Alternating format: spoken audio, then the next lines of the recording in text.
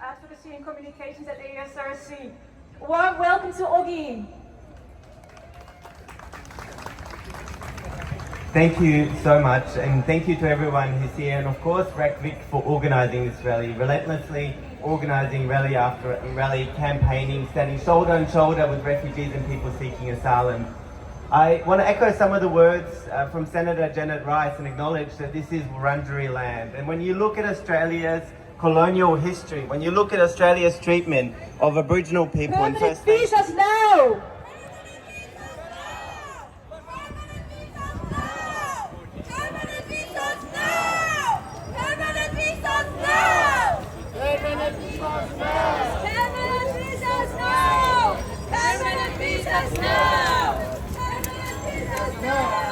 Today is about making our voices heard as a united group and saying enough is enough.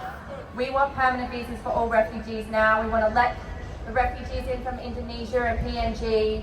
And there's actually a protest, another protest that will be happening on Wednesday, the 11th of October at 11 a.m. at the Langham Hotel in South Bank. So basically, we'll be protesting for the freedom of the refugees, 77 refugees left in Port Moresby, many badly damaged by Labor's cruelty. And Claire O'Neill will be there with the American Chamber of Commerce, and obviously also protesting for permanent visas. And yeah, so that's at 11 a.m. on the Wednesday, the 11th of October. So make sure you get to that one as well. Any opportunity that we can put pressure on the government, we should absolutely be taking up. So now I shall introduce the next speaker. So our next speaker is from the Sudanese Australian Advocacy Network. And so I'll introduce Yasin Firas. To colonise people. They were directed and perfected first against First Nations people, and then they were expanded to everybody else. Australia is a scene of ongoing colonialism. Settlement was not an event, it's a process. I want to acknowledge that here first and foremost. So earlier this week we heard from the ministers, Claire O'Neill and Andrew Giles, that there is an attack on our asylum system. They told us that our asylum system is broken. What is the source of that attack? It is, according to them, poor working people who come from the Pacific, from Malaysia, from India, where I was born, and from China. And so sophisticated is their attack that they come here to work on our farms, to work doing deliveries, to do the hard, rough work that other people will not do. And we are told that they are our enemies. Meanwhile, just kilometres away, a group of Tamil Sri Lankan women and their allies, other Iranian women, were walking by foot approaching the capital. They're walking to protest the fact that, like 12,000 other people, they have been left in the lurch, declared bogus, as now people who arrive by plane are being, and left in total limbo, unable to build their lives in Australia and yet unable to go home. Meanwhile, we have close to 2,000 people who were transferred from Nauru and Manus Island in the community who have been here for close to a decade, had kids who have become citizens, become part of our community, become part of us, unable to make a permanent home and being shunted off to New Zealand, as though they're simply numbers. These are, according to the government, not attacks on the integrity of our migration system. Rather, those attacks are coming from poor people in other parts of the world. I'm here to say that our enemies are not other poor working people in other parts of the world. We cannot, our enemies are in Parliament.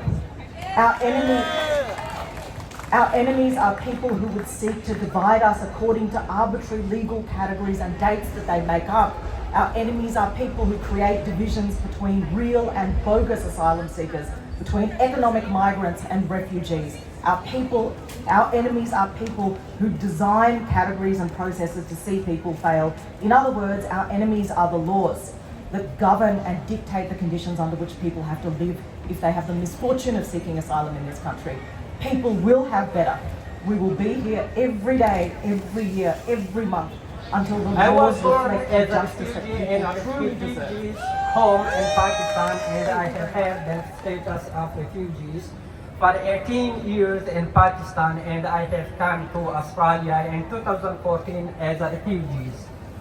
When I first arrived in Australia 9 years ago, I joined a shared house with people seeking asylum who did not have permanent residency, who did not have safeties, who did not have freedom, and who did not have right to work. It has been 9 years that I have been living now.